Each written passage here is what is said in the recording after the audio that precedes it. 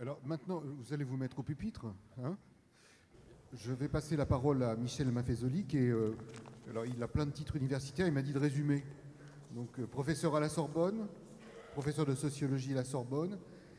Il est l'auteur de Homo Eroticus, mais hélas, c'est pas de ça qu'il va nous parler aujourd'hui. Je pensais que ça allait nous faire une délicieuse petite récréation apéritive, mais non, on va parler de vin, je crois, hein. Je sais pas. Il me semble. Je sais pas. On verra bien, on verra bien. Ça va être plutôt Dionysos qui était une votre livre précédent. récréation, vous dites, une récréation, Oui. une recréation. Une recréation. Ah, il y a une liaison entre les deux, d'une certaine manière. Bon, sociologue, j'en sais rien. Disons que je gagne ma vie comme ça, comme professeur de sociologie à la Sorbonne, mais beaucoup contestent cette qualité. Candide ou peut-être rêveur, j'ai entendu des quantités de choses fort intéressantes ce matin. Disons que je vais dire quelques petites choses dans le moment apéritif, là, hein, juste avant le cocktail.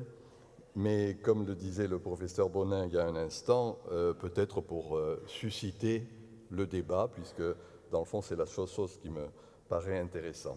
J'entendais tout à même le professeur Bonin ce matin s'excuser presque d'être un universitaire, hein, en ayant peur de ce que vous alliez dire. C'est-à-dire universitaire, je vais le dire poliment, mais enfin un peu ennuyeux d'une certaine manière. Voilà. Et c'est dommage qu'on ait oublié des choses, somme toute, très simples, qui fait que la pensée, c'était tout de même à l'origine la libido sciandi. Il y avait de la libido, hein, peut-être c'est ça, l'homo eroticus, le banquet de Platon. Il y avait de la discussion autour d'une table. Des mots comme ça dont on a oublié le sens, les colloques, colloquium, c'était prendre langue, s'embrasser. Et vous le savez certainement, mais enfin je vous le rappelle, le mot symposium, c'est boire du vin ensemble. Donc on a en quelque sorte oublié tous ces vieux mots. Je ne dirai pas, et là vous irez consulter vous-même le dictionnaire, le mot congrès. Là, il a une origine beaucoup trop cochonne pour que je le dise publiquement. Mais enfin, allez regarder ce que veut dire ce terme congressus, il y a quelque chose, vous verrez vous-même. Bien. Alors écoutez, je vais commencer par un petit apologue, puisque vous m'avez invité, je ne sais pas trop pourquoi, parce que j'avais en effet, il y a fort longtemps, écrit un livre qui s'appelait L'ombre de Dionysos, et dans ce livre, il y avait un chapitre sur Bacchus fédérateur. Et ce livre ayant été traduit en anglais, j'ai été pendant fort longtemps invité par un organisme scandinave qui s'appelait Alcool et qui avait le monopole de l'alcool, de la vente de l'alcool, et qui était dans le fond tout à fait effrayé par une chose très simple, c'est que toutes les restrictions qu'ils avaient imposées et qu'ils continuaient à imposer, ne serait-ce que par les prix que l'on sait dans ces magasins alcool, aboutissaient, dans le sens simple du terme, à favoriser la perversion, pervia, hein, ce qui prend des voies détournées, c'est-à-dire ceux qui ne pouvaient pas s'exprimer naturellement, eh bien, aboutissaient à ce binge drinking, c'est-à-dire le fait qu'on se cassait la gueule et on ne savait plus boire. Voilà, c'était ça leur problème, et j'essayais de leur dire, moi, ce qui avait été... on a chacun une ou deux idées obsédantes dans sa vie. Moi, la mienne, c'était de voir quel était le bon usage d'eux.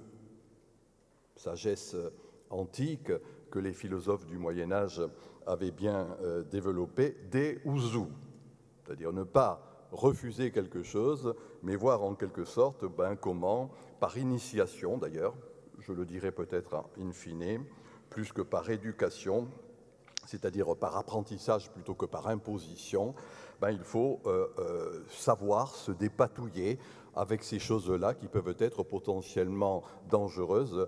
Bien évidemment, vous avez compris, l'alcool et du nombre. Alors c'est en ce sens que il me paraît, en référence à ce que je viens d'indiquer concernant ces pays scandinaves, mais cet hygiénisme a contaminé nombre de pays, et nos pays latins également, cela aboutit, et je le dis juste allusivement, je n'irai pas plus avant, à un décalage fort grave d'ailleurs, dans tous les domaines, qui va exister entre la société officielle, celle des institutions, et la société officieuse qui me paraît à bien des égards beaucoup plus intéressante et qui constitue la nappe phréatique du vivre ensemble. Voilà. Il y a un décalage très fort entre l'officiel et l'officieux que l'on peut voir de diverses manières. Et c'est en ce sens que le mythe de Dionysos, puisque c'est mon petit dieu chéri, vous l'avez compris, eh bien, ce mythe de Dionysos me paraît être beaucoup plus en pertinence, dans le sens scientifique du terme, en phase, en connexion, avec ce que je viens de dire être la société officieuse.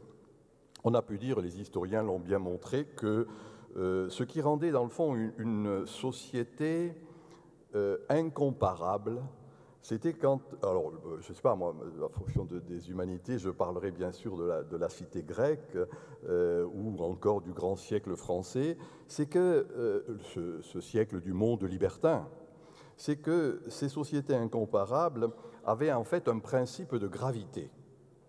Et c'est sur ce principe de gravité que je voudrais attirer votre attention. Gravité, c'est-à-dire, dans le fond, ce qui fait tourner un système, hein, ce qui permet qu'il puisse y avoir l'accord, l'ajustement de choses qui sont opposées, un équilibre. Et pour le dire au travers d'une figure de rhétorique, moi qui me plaît beaucoup, qui est celle, de mon point de vue, qui va caractériser les sociétés prémodernes, qui risque de caractériser les sociétés post-modernes dans lesquelles nous entrons, ben c'est la figure de l'oxymore, c'est-à-dire une harmonie conflictuelle de choses très diverses, ni déniées, ni exagérées, mais, si je le dis d'une manière métaphorique, en quelque sorte homéopathisées, arriver à intégrer d'une manière qui soit, dans le sens simple du terme, équilibré, quelque chose, j'ai dit bien, n'est-ce pas, qui pouvait être possiblement ou potentiellement dangereux. Juste une petite phrase d'un grand penseur, peut-être pas trop méconnu en France, qui est le psychanalyste Carl Gustav Jung, qui a justement mis l'accent dans toute son œuvre sur cette idée de la part d'ombre. Il y a de l'ombre. Et qu'à l'encontre de ce qu'il est fréquent de penser dans une perspective purement rationaliste, il faudra revenir à la raison dans un instant, eh bien, il ne faut pas vider la poubelle, mais d'une certaine manière s'en accommoder, voir ce que l'on fait avec. L'expression qu'il donne difficilement traduisible en français, nicht raus, sondern durch, hein, c'est-à-dire non pas à côté, non pas au-delà, mais au travers. Et c'est ce au travers, moi, qui me paraît bien intéressant. Donc, dès lors, il faut trouver justement les mots pertinents pour arriver à passer au travers, si je puis dire. Et c'est cela qui est l'imaginaire. Vous voyez, juste avant de commencer, de dire exactement ce que j'entends par cette homéopathisation de l'alcool, se rendre compte que nous sommes, et peut-être est-ce cela d'ailleurs, ce terme lancinant qui revient d'une manière parfois fort ennuyeuse, le mot de crise, on est tributaire d'un climat, un imaginaire, dans le sens simple du terme. Et quand je dis imaginaire, moi je dis climat, tout simplement. Hein. Mais, vous voyez, tout comme il y a des changements climatiques, stricto sensu, on peut admettre qu'il y a aussi des changements climatiques spirituels, dans l'esprit, dans la manière du vivre ensemble. Et c'est ce qui est, à mon sens, en train de se passer actuellement. Hein. Il y a des époques différentes, au-delà de notre schéma assez simple, linéaire, progressiste, qui faisait qu'on était parti d'un point A de barbarie, on arrivera à un point B de civilisation absolue. C'est ça le grand mythe du progrès. Il y a des époques. Là encore, permettez-moi ici d'être légèrement pédant. En grec, époque, cela veut dire tout simplement parenthèse. Donc une parenthèse, ça s'ouvre, et une parenthèse, éventuellement, bien évidemment, ça peut se fermer. Et d'où la nécessité, moi je ne dis pas que ce ne soit pas nécessaire, je ne dis pas qu'il ne faille pas le faire, mais de ne pas être forcément ou tout le temps obnubilé par les dimensions économiques, du droit, du politique. Pour tout dire, moi je considère que tout ça, c'est le clapotis des choses secondes. Ce sont des conséquences de quelque chose de beaucoup plus essentiel, qui est le mythe commun, les idées communes que l'on partage. En même temps, une idée, ça peut se fatiguer. Hein, dans l'insoutenable légèreté de l'être, Milan Kundera a cette belle phrase « Il en est des idées comme des amours, comme des empires, que cesse l'idée sur laquelle il repose et il s'effondre avec elle. » De fait, il y a certaines idées, certains mythes qui s'effondrent. Moi, je crois qu'il y en a un qui est en train de s'effondrer. C'est le mythe du progressisme assez bené qui aboutit à la dévastation du monde que l'on sait. Il y a là une saturation, bien évidemment, de cela. Alors, pour dire bref, c'est ça pour moi la crise. Crisis, bien sûr, c'est jugement. Il y a une manière presque beaucoup plus quotidienne et beaucoup plus parlante de traduire ce mot crisis en grec, qui est cette seconde signification, c'est un crible. C'est qu'on va rejeter un certain nombre de choses et en garder d'autres. Et voilà, moi je crois qu'il y a crise, dans le fond, du modèle qui a dominé la modernité, c'est-à-dire un modèle purement, si je reprends les figures emblématiques que les philosophes comme Nietzsche avaient bien montrées, la figure apollinienne, c'est-à-dire purement rationnelle, qui a abouti tout au long du XIXe siècle, qui est le grand siècle de la modernité, à une sécurisation à outrance, le risque zéro, une asepsie de la vie sociale. Des grands penseurs comme Michel Foucault ont fait toutes leurs œuvres là-dessus, pour montrer que, dans le fond, il y a eu ce qu'il appelle une domestication des mœurs. Un autre sociologue et historien, Norbert Elias, à peu près à la même époque, a employé un terme non moins éclairant. Il parle d'une curialisation de l'existence. On va curer, on va enlever la sanie, en quelque sorte. Et on voit bien comment toutes les institutions modernes, je dis bien modernes, ce qui pour moi reste officiel mais n'est plus officieux, si je reprends ma distinction. Ces institutions modernes reposent sur ce grand fantasme de la sécurisation, de la domestication, de l'asepsie. C'était ma thèse d'État il y a fort longtemps, en montrant que dans le fond, nos sociétés aseptisées pouvaient ressembler à ces hôpitaux dans lesquels on rentre pour se faire soigner un bras cassé et on sort avec une maladie nosocomiale, c'est-à-dire l'incapacité, dans le fond, de résister à des formes d'agression qui peuvent venir de l'extérieur. Et du coup, cette asepsie aboutit à ce que je disais tout au début, les effets pervers. Disons-le encore d'une manière un peu savante, hétérotélie, ça aboutit à un autre but que ce à quoi que l'on attendait. Et dans le fond, encore une fois, c'est quelque chose comme cela qui est la constitution du binge drinking, c'est-à-dire cette incapacité fondamentalement d'avoir réussi à apprendre un certain nombre de choses, à intégrer et du coup à n'être totalement submergé.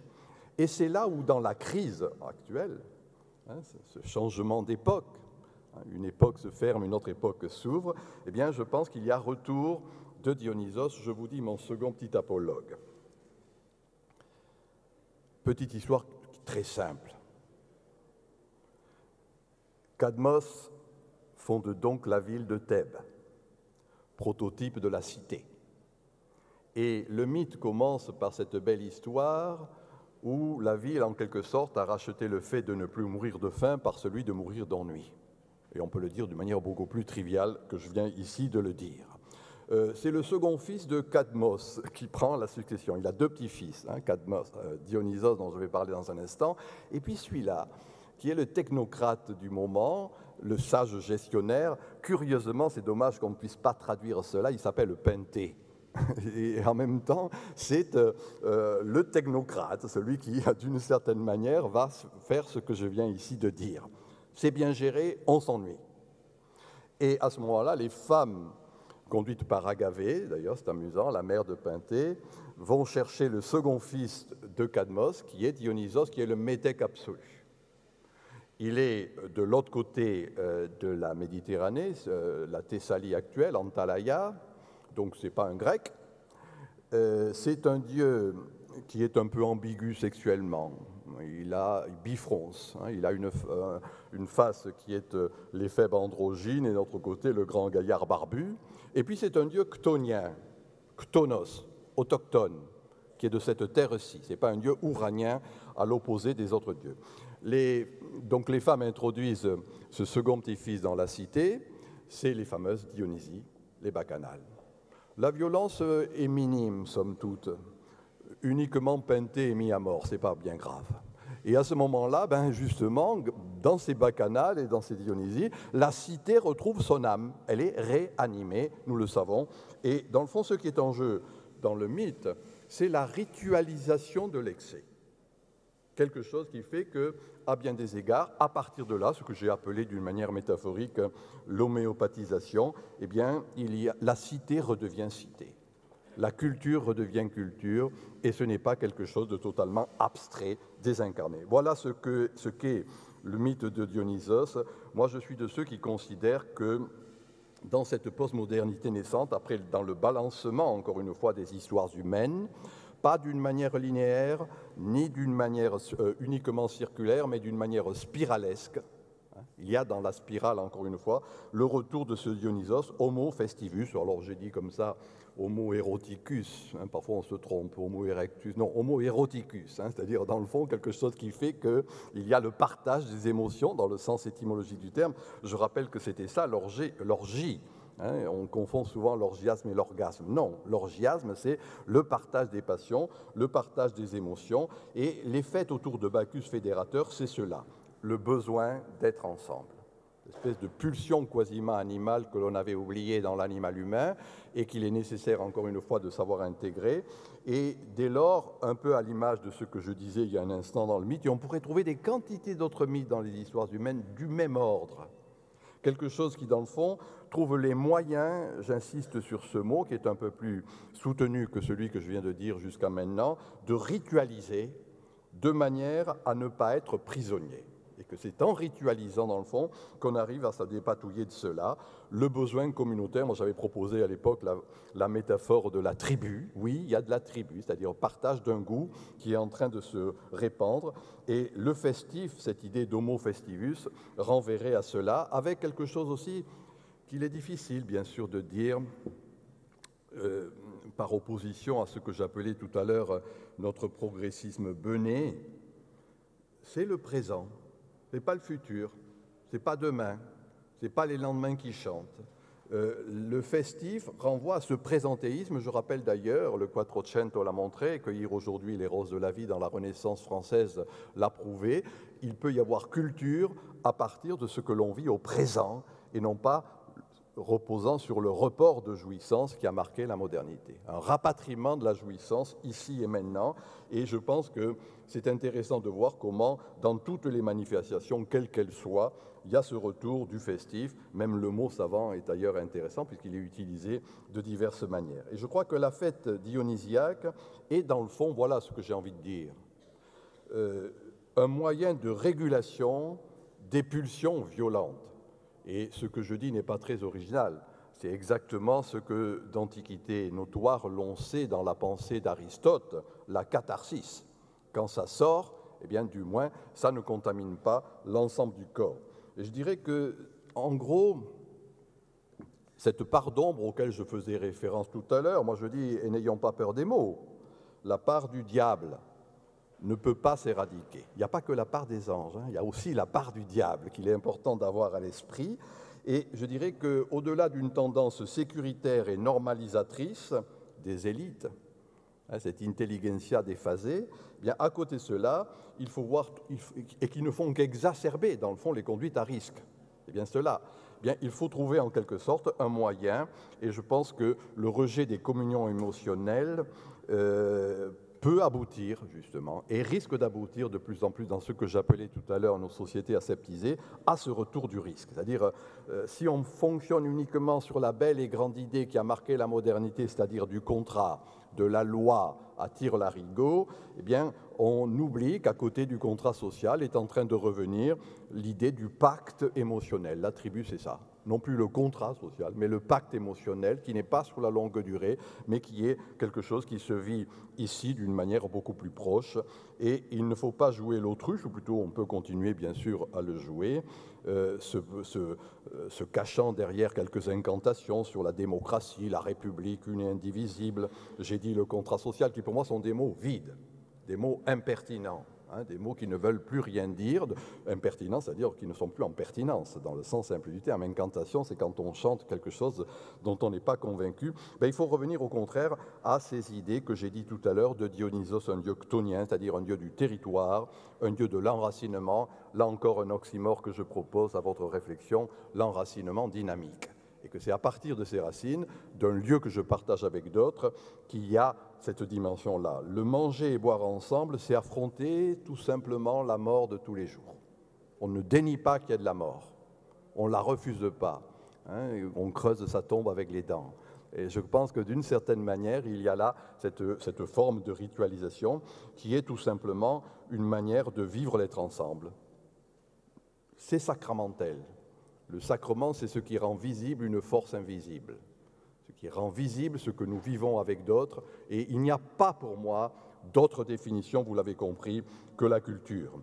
De tout temps, boire et manger ensemble ont constitué le fondement du lien communautaire.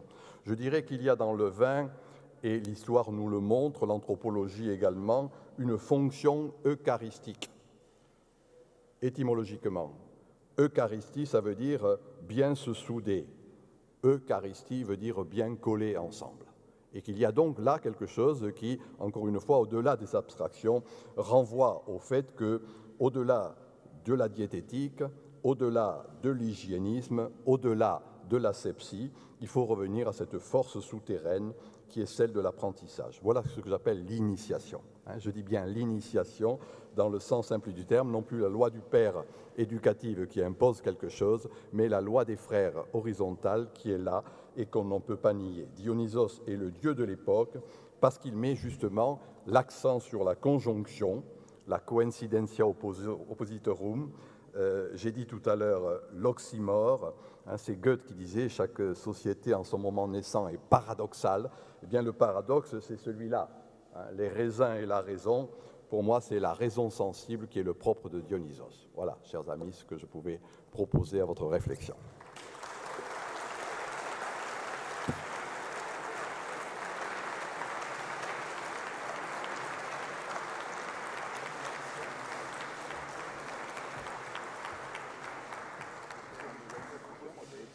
Si vous avez des questions à poser, vous pouvez les poser en grec, en latin ou en français. En hébreu aussi, oui. C'était formidable. Moi, j'écouterais ça pendant des heures. Ben oui, mais on aurait pu mettre 3 heures. Des questions? Oui, Didier Nourrisson. Je suis historien et je suis très sensible, pour le coup, au joli cours culturel que vous nous avez produit. Donc, merci d'abord, en premier lieu, pour cette belle leçon. Belle leçon de morale, de morale sociale, on va dire. Le mot morale dans ma bouche n'a aucun sens péjoratif, je m'empresse de le dire. Et je crois qu'effectivement, vivre et boire ensemble, c'est la première leçon de vie que nous pouvons rencontrer. Et utiliser le mythe grec, justement, me paraît bienvenu pour enraciner durablement cette idée-là. Et je pense que nous retrouvons un petit peu un débat que nous avons commencé à avoir sur l'éducation au goût que l'on a conduit tout à l'heure. Je tiendrai d'ailleurs à ce sujet à rappeler que cette éducation au goût, à la santé, c'est avant tout une éducation au savoir-vivre ensemble, tout simplement. Voilà, alors c'est peut-être des remarques, peut-être des questions, à vous d'en juger. Je peux répondre? Pas répondre, chers collègues, juste, je vais vous embêter sur 2 mots, je vous prie de m'excuser. Je ne crois pas trop à la morale. Manière euphémique de dire j'y crois pas du tout, en fait. Ou plus exactement, vous voyez, la morale a ce côté qui s'est élaboré au XVIIIe siècle, ce qui est extrapolable en tout lieu et en tout temps. Et à l'opposé de la morale, Nietzsche parlait de la moraline, cette espèce de sécrétion comme cela, qui est, à mon avis, le grand danger que nous vivons actuellement, c'est le moralisme, la moraline, la morale. À l'opposé de cela, moi, et c'est ce que j'entendais en vous écoutant, je crois beaucoup plus à l'éthique. Alors maintenant on n'ose plus dire morale, c'est une manière chic, j'ai plus de morale, j'ai une éthique. Alors que non, par exemple, j'avais fait un article à l'époque qui m'avait valu beaucoup d'ennuis en disant que la mafia, c'était une éthique. Ce n'est pas une morale, c'est-à-dire qu'il y a un immoralisme éthique. L'immoralisme éthique, ça veut dire ethos. Excusez-moi encore du grec. Ethos, ça veut dire ciment, quelque chose qui tient ensemble. Vous voyez, l'immoralisme éthique, pour moi, c'est ça. C'est-à-dire, autant la morale qu'on nous impose ne marche plus et peut aboutir à ce que j'ai appelé tout à l'heure pervers, effet pervers. autant l'éthos, l'éthique, ce lien du bas, cet immoralisme éthique me paraît être en jeu par rapport à ce que nous sommes en train de discuter ici, et d'une manière, à mon avis, beaucoup plus générale. L'éthique ne se construit pas comme la morale, alors? Et l'éthique, elle est particulière, c'est ça le problème. Et il va falloir apprendre à ne plus penser la République une et indivisible, mais la res publica comme étant la mosaïque de choses diverses. Là, il faut réfléchir à ça. Hein. C'est-à-dire que nous pensions encore une fois qu'il fallait qu'il y ait cette espèce de... C'est Auguste Comte, encore du latin. Auguste Comte, il dit, quand il définit la société, il dit « reductio ad unum ». Il faut tout réduire à l'unité. Alors que le propre, pour moi, de l'éthique, c'est cet ajustement que nous sommes en train d'apprendre, qui n'est pas facile. Et pour moi, l'intelligentsia est assez déphasée là-dessus, en France. On ne sait pas comment penser la conjonction de choses opposées et qui a des éthiques différentes. Mais la mosaïque, c'est bien ça. Il y a de la cohésion à partir de chaque pièce qui a sa configuration, sa couleur, machin chose, etc. Voilà, voilà. Deuxième point, là c'est mon dada, encore, je ne peux pas ne pas le dire. Je pense que l'éducation est pourrie. Mais non, ça ne marche plus. Ça a donné encore une fois des belles choses, mais c'était quoi l'éducation? Educar, hein, moi je sais, toi tu sais pas, je te tire. Il faut passer de l'animalité à l'humanité, de la barbarie à la civilité. Le terme de Jean-Jacques Rousseau par lequel il conclut l'Émile, c'est ça. Celui qui a réussi cette éducation est autonome. Autonomos, je suis ma propre loi. Alors que ce qui est en jeu actuellement, pour moi les tribus, les communautés, etc., c'est qu'il y a de l'hétéronomie. La loi, c'est l'autre qui me la donne. C'est l'autre qui me dit comment je parle, je me comporte, etc. Et c'est là où l'éducation, vous voyez, chers collègues, ne me paraît plus pertinente. C'est une manière de dire, après tout, il faut se dépatouiller avec ça, mais l'initiation est plus importante. L'initiation ne repose pas sur le fait qu'il y ait un savoir que moi je sais que je vais imposer, mais je vais accompagner un trésor qui est là. Voilà la différence. Il y a deux manières de socialiser quand on regarde sur l'histoire humaine. Il y a l'éducation que j'ai dite, et il y a l'initiation qui va accompagner quelque chose qui est là. Voilà en quel sens je fais des petites nuances, c'est que ne plus penser en termes d'éducation du goût, mais plutôt de l'initiation. Parce que les tribus, pour moi, c'est un partage d'un goût sexuel, musical, religieux, sportif, etc. Et que l'initiation, tu vois ce que je veux dire, est beaucoup plus quelque chose qui est d'accompagnement. Pas la paranoïa du pédagogue ou pas de le père, mais les frères. Les frères, la loi des frères. Il y a de la loi, mais des frères. Voilà. Pardon. Si je puis me permettre de répondre à cette remarque et peut-être d'engager un débat, je rappellerai que le terme d'éducation vient évidemment du latin, ex ducere, ce qui signifie donc conduire hors de soi. Hein. Donc c'est grandir, et c'est l'idée de conduire, d'accompagner. Donc ça me paraît un mot absolument pas, comment dire, obsolète. Hein. Nous avons, et vous êtes enseignant comme moi, cette charge d'aider, d'éducateur, quoi, finalement, d'aider à grandir nos jeunes.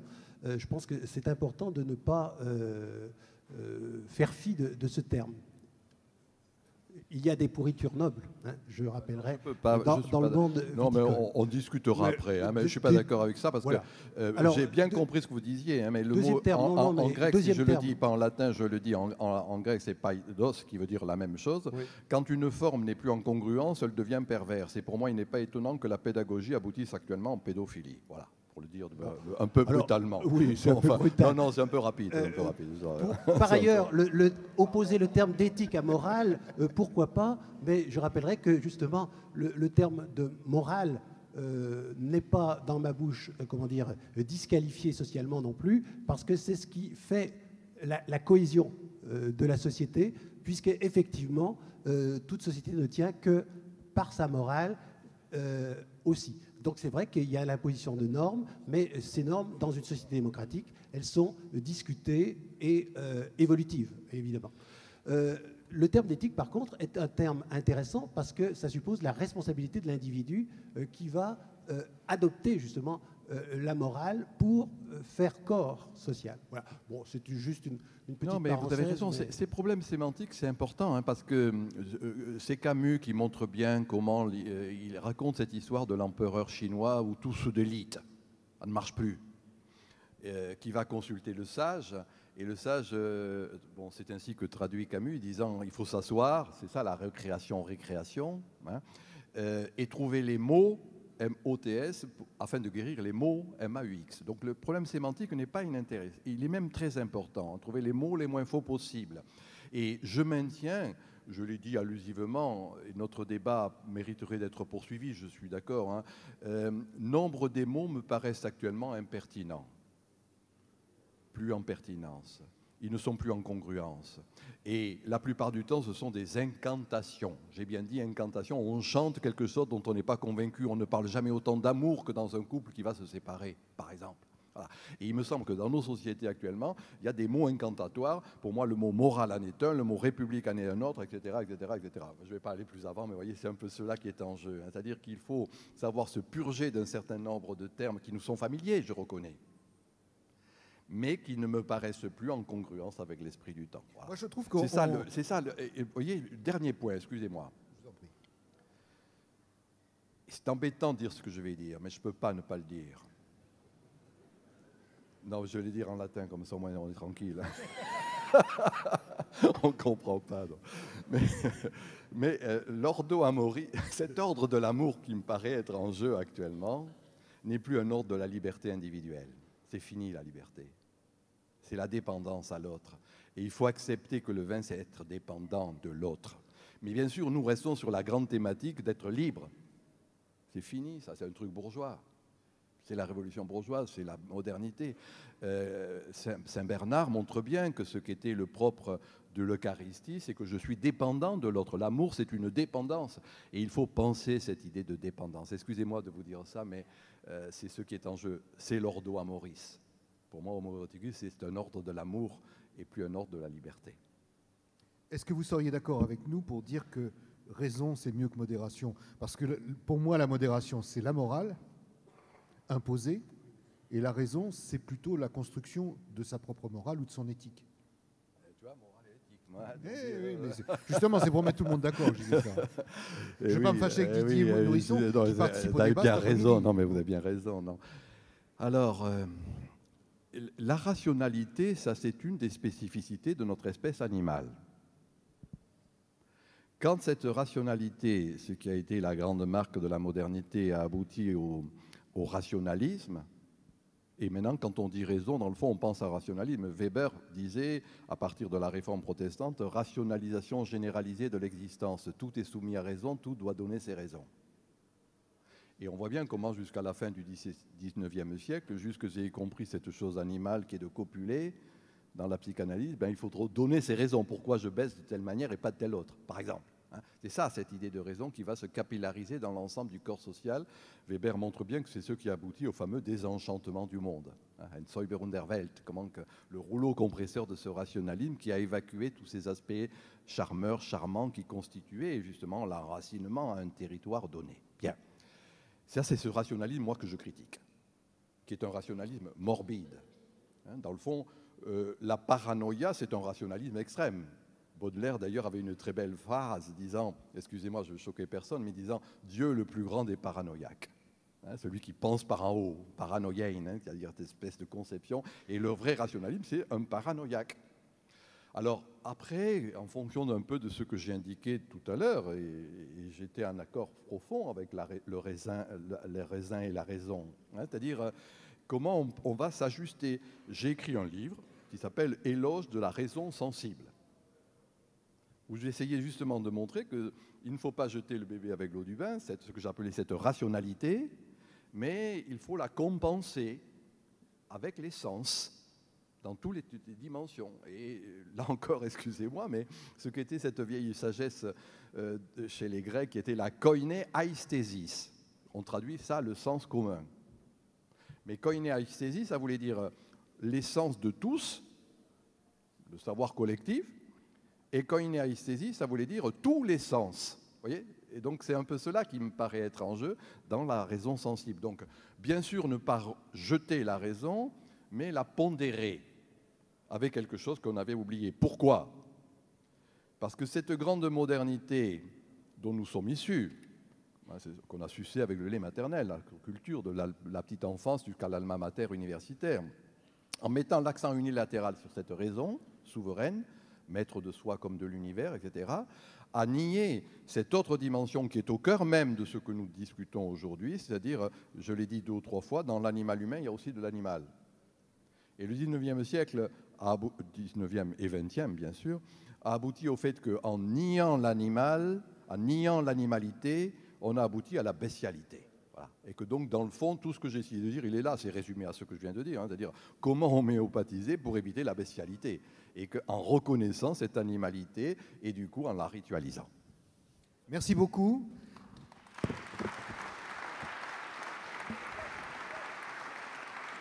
Il y a une question dans la salle, très vite, parce que... Alors, je vous signale quand même juste qu'il y a un buffet à côté et que tout le monde est invité à en profiter. Hein. Gérard Osterman. Oui, Gérard Osterman, médecin addictologue. Merci, monsieur Michel Maffezoli, d'avoir posé le discours sur la logique du vivant, de l'avoir aussi référé à Carl Gustav Jung, qui est un de mes maîtres, puisque je suis analyste jungien, ami de Michel Cazenave, que vous connaissez bien. Alors, vous avez cité harmonie.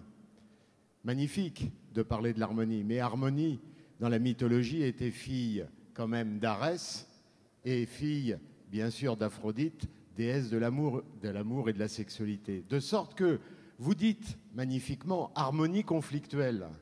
Mais au fond, dans l'harmonie, c'est déjà la résultante d'un conflit. Alors, c'est quand même intéressant de pouvoir penser que l'harmonie est le produit déjà d'un conflit structurant, si j'ose dire. Que par ailleurs, par rapport à cette notion, alors on pourrait dire comme ça en jeu de mots, faites l'amour, pas la guerre, ou alors si vous voulez faire les deux, mariez-vous.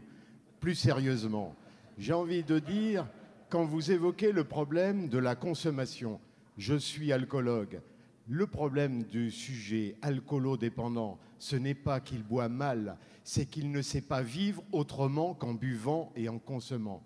Donc la question que je vous pose par rapport à ce que vous évoquez dans cette logique du vivant, c'est est-ce qu'on n'est pas là dans la problématique comment passer de la, je dirais, de la consommation à la communion, c'est-à-dire à se vivre ensemble, effectivement, dans cette raison sensible. Ça, c'est la véritable problématique, parce que vous avez évoqué dans votre titre la question du binge drinking, et une petite question corollaire que j'aurais envie de poser, est-ce qu'il n'y a pas chez les jeunes, dans cette démarche de consommation brutale et violente, aussi le rapport à l'ordalie, c'est-à-dire cette façon de défier, quelque part, une limite ou la mort?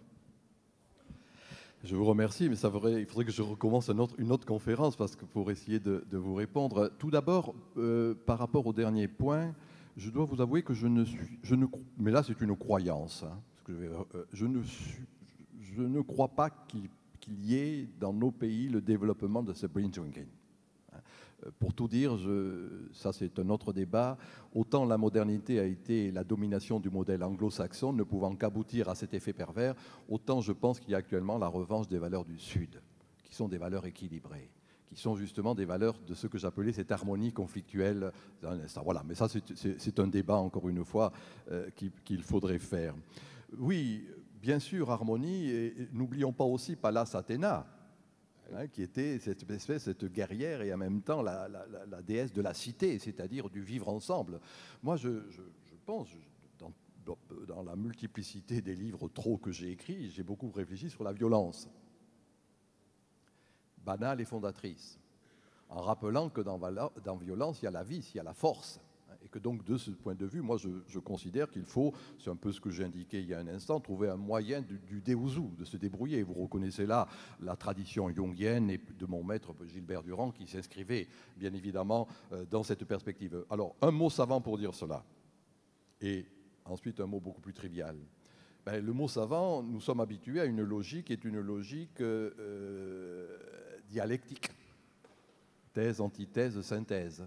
Il faut toujours trouver une solution, une résolution, etc.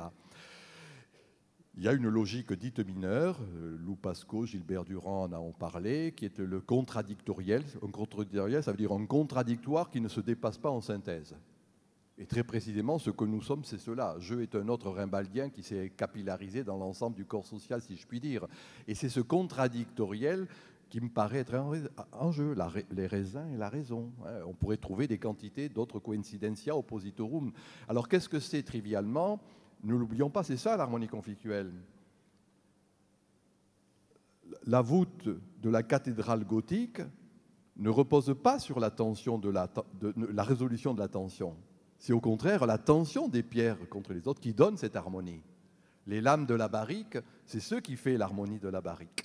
Quelque chose qui fait qu'il y a une tension de ces lames les unes contre les autres, donnant la solidité. Voilà ce que j'ai voulu dire, moi, pas autre chose. C'est-à-dire rappeler, dans le fond, c'est un peu bébête ce que je dis, des choses fort simples.